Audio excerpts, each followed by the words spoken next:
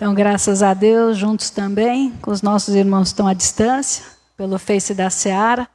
Muito boa noite.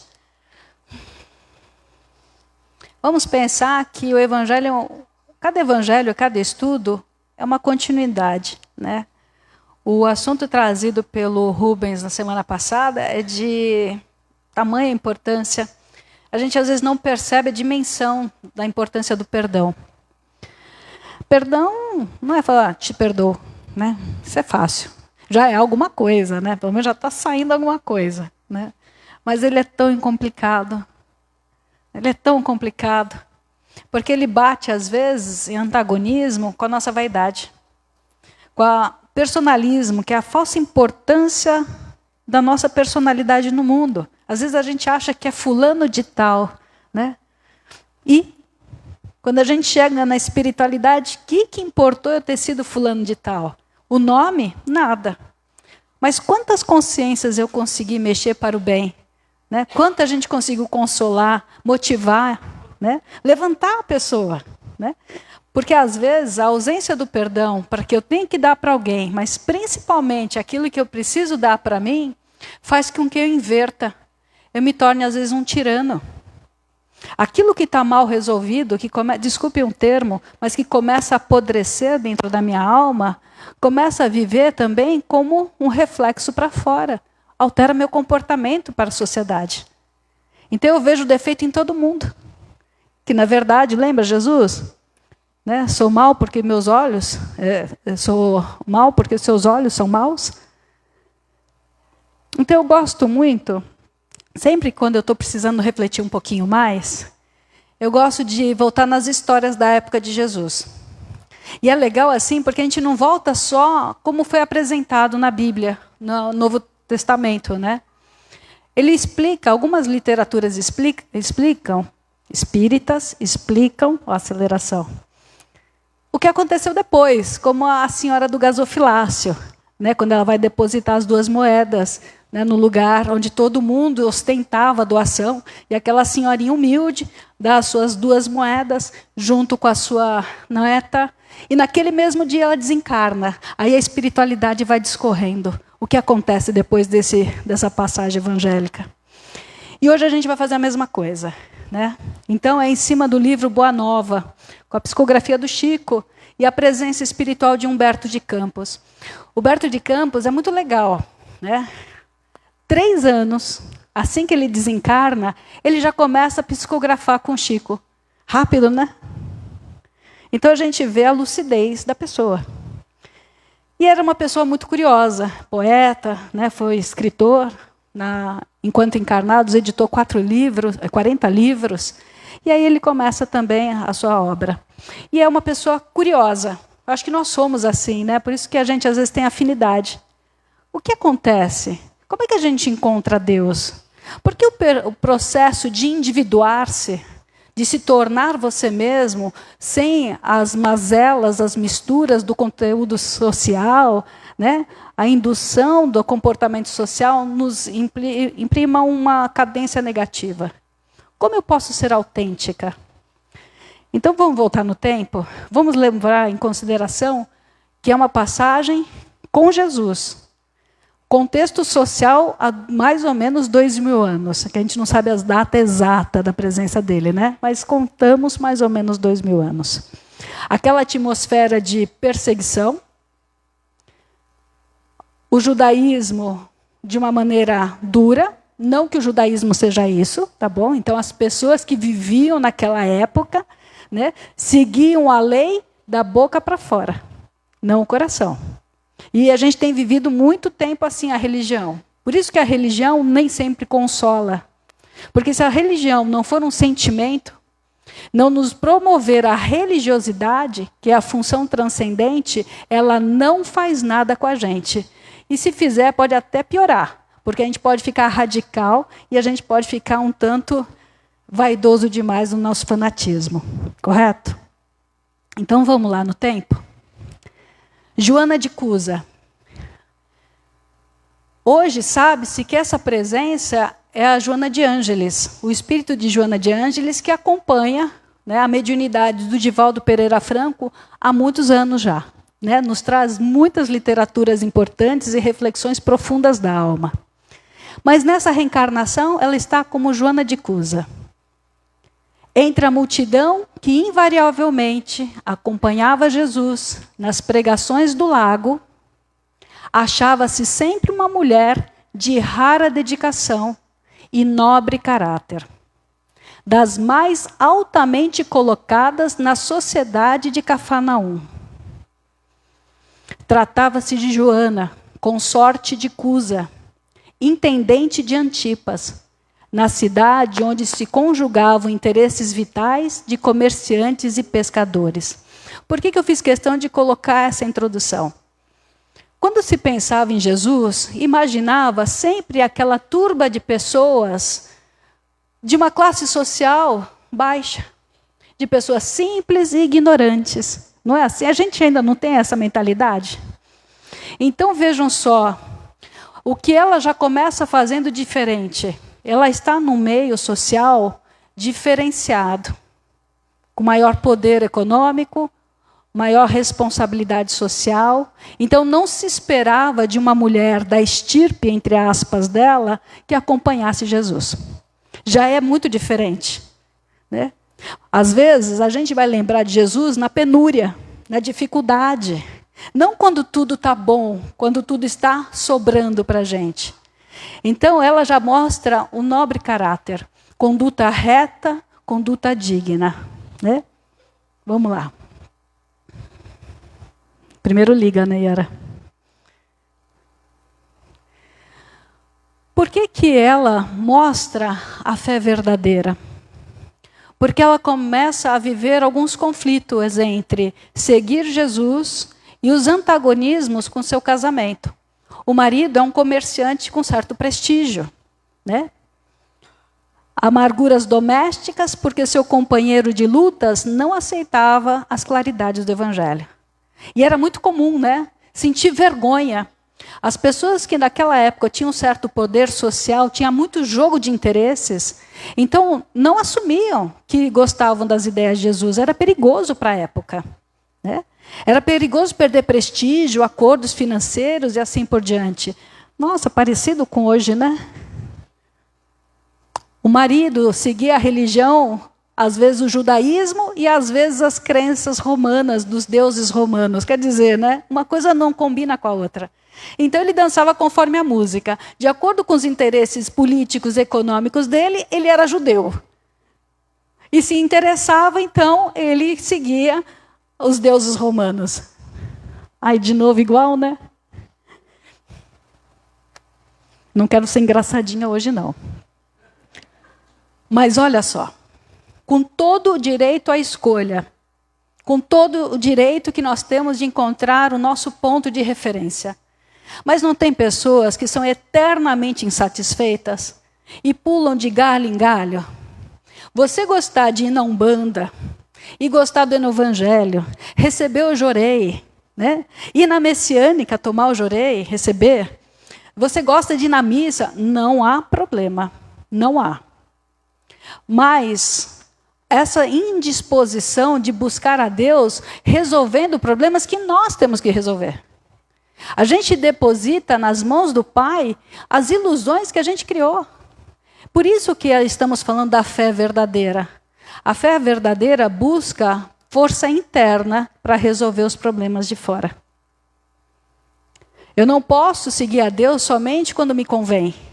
Eu não posso ser católica hoje, amanhã eu sou espírita porque me convém, eu peço favores aos espíritos, depois eu faço promessa aos santos. Eu tenho que calma. Eu tenho que canalizar a minha fé de uma maneira que ela me esclareça o caráter, né? E não a convivência das facilidades, dos caprichos que eu espero de Deus. Aí ela conversa com Jesus, porque ela ficou aflita. Estava começando a ficar uma situação muito complicada dentro do seu lar. O marido estava pressionando muito ela nessa convivência. Olha, vai acontecer algum problema. Se os nossos te veem ali seguindo esse homem, o que vai ser da gente? Então ele não queria que ela ficasse perto de Jesus. Agradece ao Pai o haver te julgado digna do trabalho desde agora. Teu esposo não te compreende. Ama-o mesmo assim. Não te acharias ligada a ele se não houvesse uma razão justa. Ai, ai, ai, então vamos entrar no casamento? Esse é sempre um assunto difícil, né? Não separeis o que Deus uniu. Desculpa a brincadeira, mas às vezes eu quero morrer de catapora. Porque Deus não une vaidade. Deus não une interesses comerciais. Deus não une a mesquinharia. Deus une afeto. Busca sincera para progresso, para superação. Então, é muito importante que a gente entenda que muitas vezes, quando a gente não honra o nosso lar, com respeito, com lealdade, com sacrifício, porque aqui o que está sendo dito a ela, que mesmo que ela tenha uma condição espiritual superior ao marido naquele momento, ela precisa se sacrificar, não ele. E às vezes a gente quer o contrário, né? A gente quer que aquele que é mais frágil no entendimento, ele que mude agora. Ele que faça todas as contendas. Mas aquele que não tem para dar. Como que a gente cobra coisas de uma pessoa que não está habilitada ainda para entender que ela faça suas mudanças? Então ela não faz mudanças verdadeiras. Ela faz promessas. Então o sacrifício vem realmente, a renúncia, daquele que já entendeu o seu dever.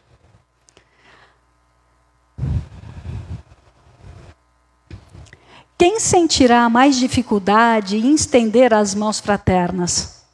Será o que atingiu as margens seguras do conhecimento com o Pai? Ou aquele que ainda se debate entre as ondas da ignorância ou da desolação, da inconstância ou da indolência do espírito? Legal esse questionamento de Jesus, né? Conversando com Joana de Cusa, ele pergunta: o que esperar então? Vamos esperar daquele que tem, que sabe o dever, ou daquele que ainda está muito mergulhado nas ilusões, nas paixões, né, como diz o Evangelho? Aí ele fala, né, aquele que tem muito lhe será dado. Parece em Mateus. Aquele que tem muito também vai receber muito. Porque aquele que aparenta ter, que são as coisas da matéria, não encontra paz. Está sempre com medo de perder, de ser trapaceado. Está sempre vivendo com uma certa temeridade. Aquele que angaria os tesouros do coração, aquele que vai construindo o próprio caráter na consciência reta, ele passa a não ter medo. Então nós que ainda somos espíritos em transição, nós sofremos com ansiedade. Porque a ansiedade nada mais é do que o medo de alguma forma, a vida me punir de alguma coisa. A vida me tirar alguma coisa que na minha consciência, embora nublada, eu não perceba que eu me sinto em dívida com a vida. Necessidade do perdão.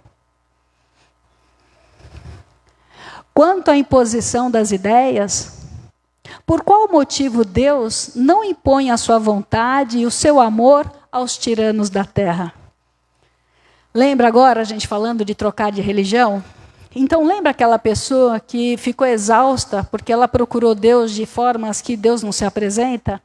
E ela começa a dizer assim, não acredito mais em Deus? Não existe muita gente vivendo isso? Cadê Deus que permite sofrimento de uma criança, né?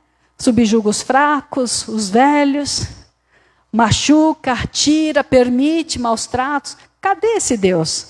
Não poderia se mostrar a sua presença e acabar com as guerras?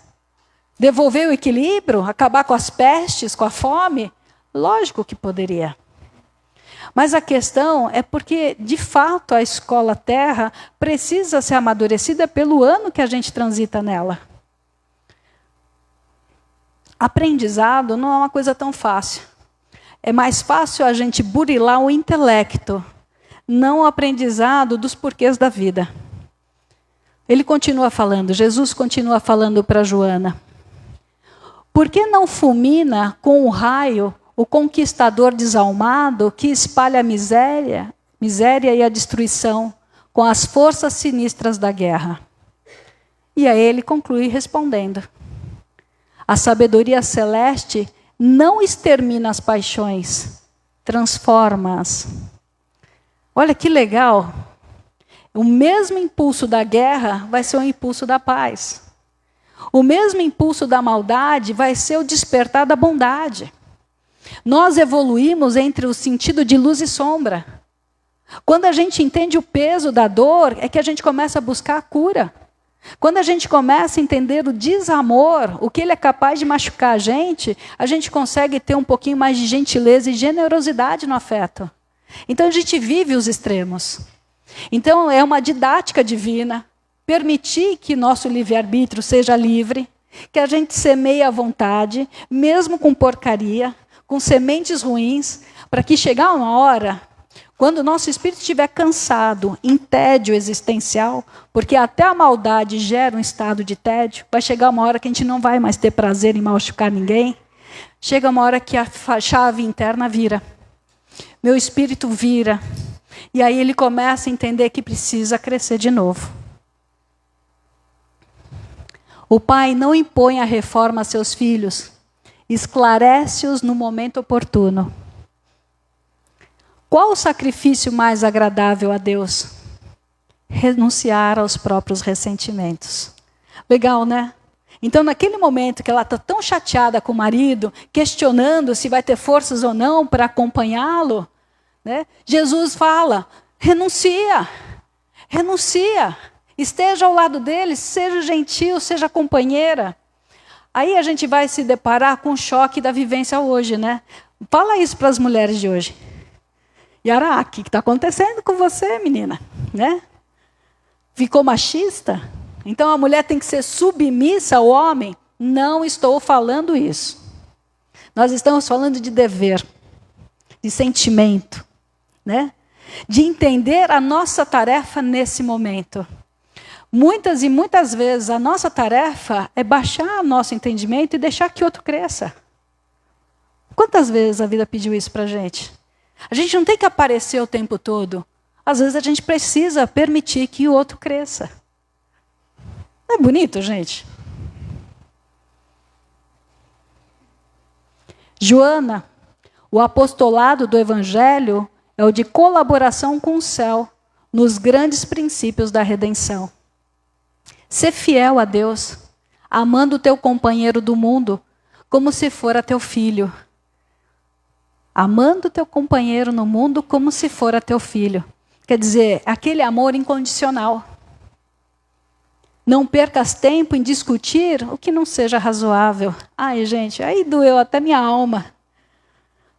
Quanto tempo a gente passa discutindo? Olha, eu vou responder essa mensagem no Face. O que essa pessoa pensa que é? Eu vou dar uma. Aí eu fico horas ruminando uma ideia para colocar aquela pessoa no lugar dela.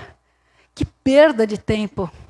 Quando a gente tem que fazer tanto esforço assim para colocar a nossa opinião, muitas vezes a nossa opinião não é opinião, é vaidade. A verdade não aparece? Não é isso que Jesus falou? Conhecereis a verdade e ela vos libertará. Então a verdade vai surgir, mas para isso eu tenho que acalmar, serenidade. Nesses tempos de tumulto, onde a gente quer realmente ser o salvador da pátria, viver pela justiça, vive a justiça dentro da tua casa, começa por aí. Porque pode ter certeza, como está na frase de Jesus, não foi o acaso que colocou essa pessoa na tua vida. Nem aquele docinho de coco, hein? Aquela gracinha de pessoa. Não foi. Vamos lá. Agora, arrumando para o final do nosso evangelho. Vivendo ali, entra então em comunhão com essa tarefa. Vive o lar. Cuida de casa. Nasce o filho. Eles têm um filho. Né? E o dia vai vivendo. Só que lá pelas tantas, esse marido parte. Ele morre. E a sociedade da época não deixa essa mulher protegida financeiramente. Então, de todo o conforto, toda a aristocracia que ela vivia, a importância social em Cafarnaum, ela se vê sem recursos. Gente, e hoje, hein? Quantas mulheres se dedicaram à vida familiar e, de repente, acontece a partida, a mudança social, se vê sozinha com os filhos, e o que acontece? Eu tenho que renunciar ao conforto. eu tenho que voltar para o trabalho, né? Já não bastasse o trabalho dentro de casa, agora eu tenho que vencer a barreira social. E ela passa a ter os trabalhos mais simples e honrados. E mantém esse filho, e se mantém no caminhar dos anos. Lá para o ano 68, da era cristã, né? Então Jesus já tinha sido crucificado, já tinha acontecido muitas coisas, a perseguição aos cristãos estava uma coisa infernal. Ela foi presa, foi denunciada e foi presa, ela e seu filho. Então ela se encontra presa ao madeiro para ser morta pelo fogo. E naquele momento o seu algoz vira e fala assim, em frente à multidão, né, que assistia: abjura. Lembra o que significa essa palavra? Renuncia ao Cristo, abjura. Quer dizer, a única salvação para que ela não tivesse a morte, ela e o filho, pela fogueira, seria renegando Cristo. Naquele momento, o filho dela, em prantos, e fala: mãe, por mim, abjura, em desespero. Nessa trajetória toda de esforço, de dedicação, foi o único momento que ela fraquejou. E agora? Meu filho... né? Foi naquele momento que ela chorou. Mas naquele momento ela respira fundo e lembra da fé, do porquê ela tinha vivido até aquele momento. E fala: meu filho, eu não posso. Né? E ela não abjura. Então os algozes vão, tacam fogo, e eles ali começam a entrar em suplício. E aí, para eu não faltar com a verdade, deixa eu ler só um trechinho, e eu juro que eu já encerro o nosso evangelho.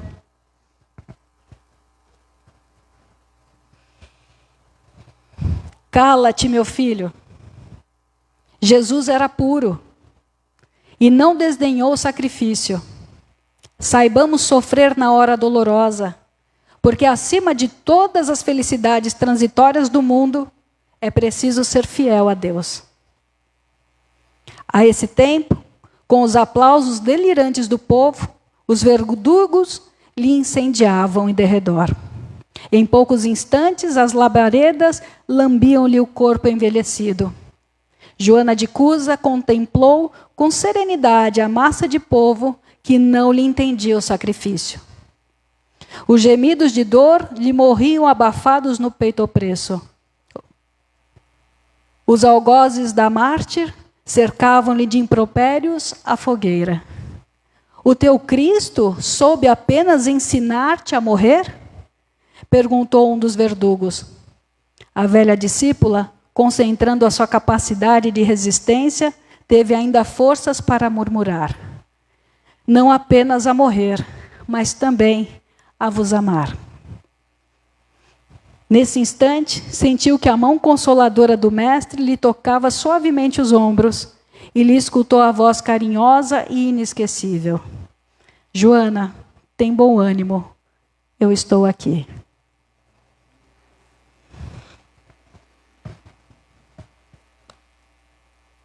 Sabe o que é legal dessas histórias? É que Jesus não é uma figura distante da gente. Não é. Ele é presente. É que a gente faz uma distância tão grande dele, Deus nosso Pai, que a gente, na verdade, se sente ainda mais diminuído. Mas se a gente tivesse esse grão de mostarda, que é capaz de transportar montanhas, esse grau de confiança que vale a pena, às vezes, resistir à tentação, vale a pena, às vezes, aguentar com coragem um insulto, né, uma blasfêmia, que às vezes vale a pena resistir ao trabalho, ao dever, mesmo que as paixões estejam nos seduzindo para algo que é gostoso, que é imediato. É importante a gente entender que a nossa passagem aqui é muito curta. Então, só para fechar a nossa ideia, todos nós aqui, de um jeito ou de outro, já acreditamos na vida maior, já sabemos que estamos de passagem e que a reencarnação é uma lei. Mas o quanto que essa lei realmente influencia nas nossas escolhas? O quanto que a gente entra na revolta quando o ente querido partiu antes da gente? Mas a gente acredita no espiritual. O quanto a gente se revolta quando a gente vê uma injustiça e a gente torce para aquele que fez a injustiça sofrer o dobro. Mas a gente acredita na vida espiritual. Então a gente deseja vingança. A gente não aceita separações. Então a gente acredita, mas colocando em posição a Deus. Será que não está errado? Não é uma fé cega, mas uma fé entendendo que se o amor de Deus é puro e perfeito, o que nos espera no amanhã também é puro e perfeito. Vamos fechar o nosso dia? Vamos lembrar que a partir do Evangelho, semana que vem nós não teremos o Evangelho. Nós teremos a parada aqui no trabalho do Carnaval. A gente sempre faz isso por causa das energias. Um resguardo para os trabalhadores da casa, os voluntários. É um tempo de reflexão.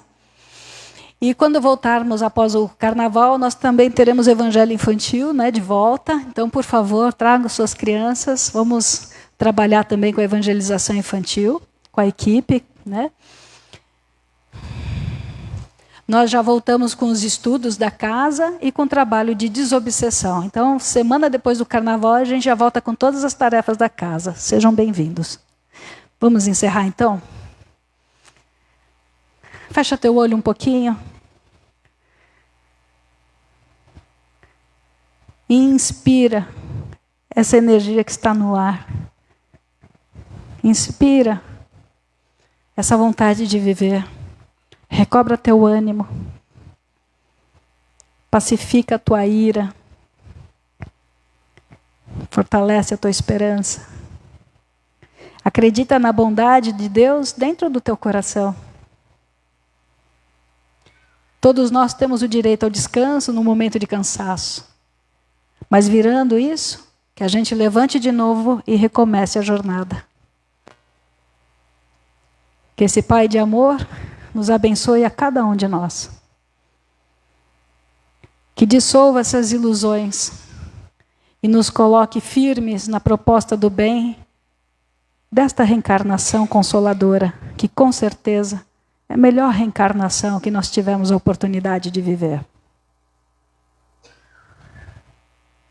Pai nosso, que estais nos céus, santificado seja o vosso santo e divino nome. Venha a nós o vosso reino, seja feita a vossa vontade, assim na terra como nos céus. O pão nosso de cada dia nos dai hoje, Senhor. Perdoai as nossas ofensas, na medida que nós perdoarmos aqueles que nos têm ofendido. E não nos deixeis cair em tentações, mas livrai-nos de todos os males. Graças a Deus.